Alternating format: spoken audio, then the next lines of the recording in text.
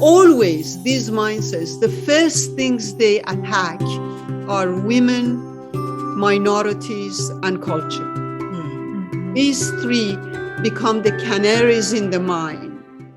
In your first letter, you write about your time living in Iran, being under the rule of Ayatollah Khomeini, when he issued the fatwa against writer Salman Rushdie. Khomeini said that Rushdie deserved death because his book mocked the Prophet Muhammad and Islam. When thinking about how religion is used in this way of saying that Rushdie's work was blasphemous, would you agree that it was a way for Khomeini to utilize propaganda to push an agenda of controlling the ideas that could essentially keep people free? Exactly. But before I go there, because that's a very important point, we were talking about curiosity, and I was reminded of Nabokov telling his students, curiosity is insubordination in its purest form. It is insubordination because you want to question, you want to discover, and through that you might change. And it is always anti-establishment curiosity, I feel. What you said is completely how I felt, that the fatwa was a way of propaganda for political control. That book is not actually about Islam. It is, as Rushdie talks about it, he says it is a critique of the West. And it is about migration, it's about fragmentation, it's about the kind of world we live in today. And, one thing that the case of Rushdie brought to my mind was this man had nothing but his pen. I mean, he had no weapons. He had no political or any other kind of power. How is it that someone who has so much military power, so many weapons, is ruling over this land? What makes him so afraid of the writer that he wants to exterminate him, that he cannot live with him? And that is what keeps happening to writers in different parts of the world. It's not just Rushdie. Rushdie's case became well known, and it became a metaphor for how writers are treated.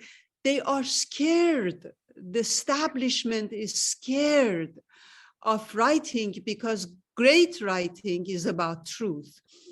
Baldwin, Margaret Atwood, and David Grossman, three writers in this book, call themselves witnesses as writers. You witness the truth, and truth is always dangerous because if you don't speak it, you're complicit. You cannot remain silent once you know the truth. And in this way, writing will always stand up to power. So when I was reading that part, it reminded me so much of the time when the Philippines was under martial law and the former President Marcos had killed Senator Benigno Aquino Jr.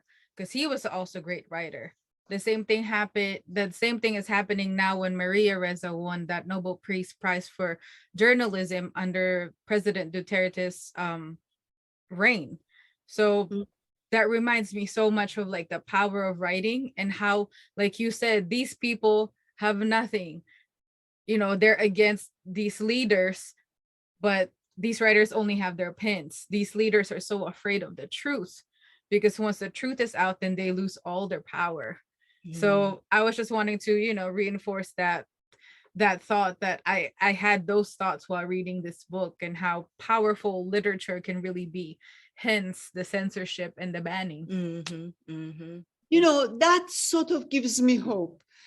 Every totalitarian mindset, no matter where they are, whether they are in a theocracy like Iran, a communist country like China, or as we see the trends in America.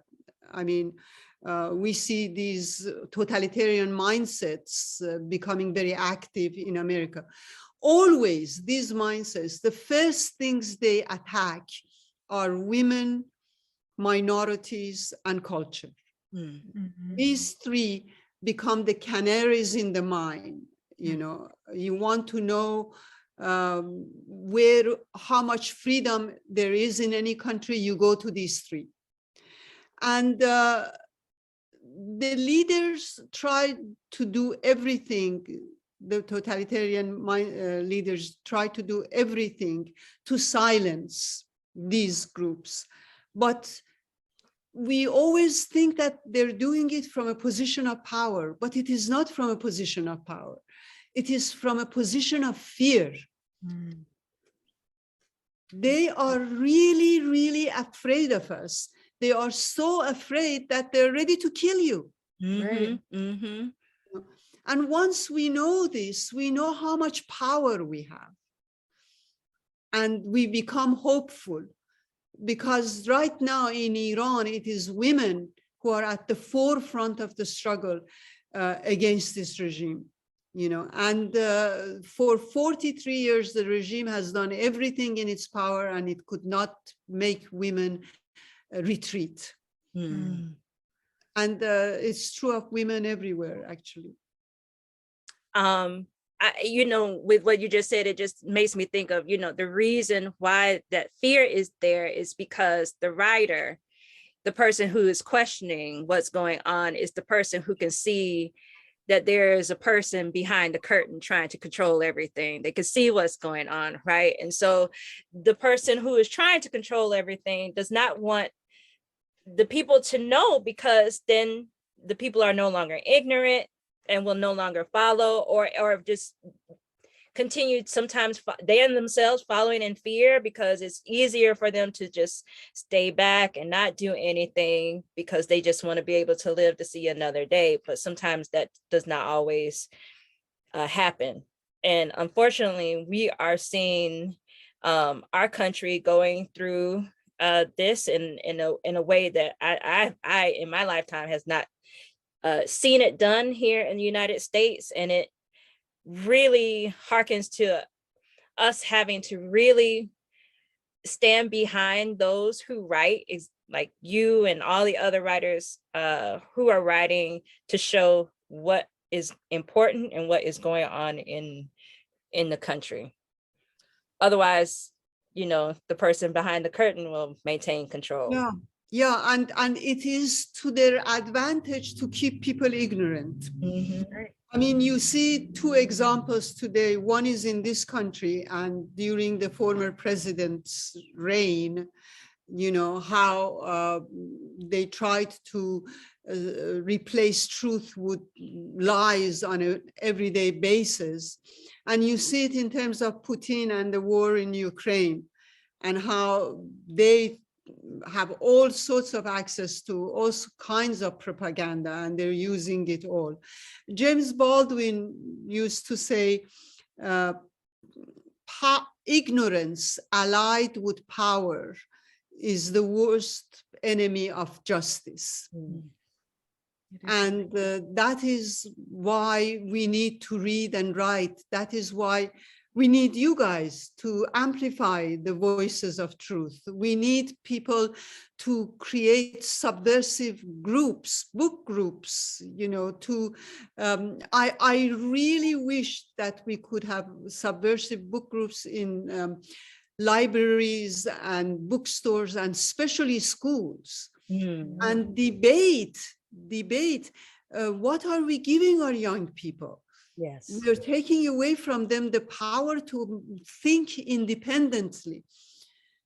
And if the school is not going to give it, you go and create your own group and read as much as you can and discuss.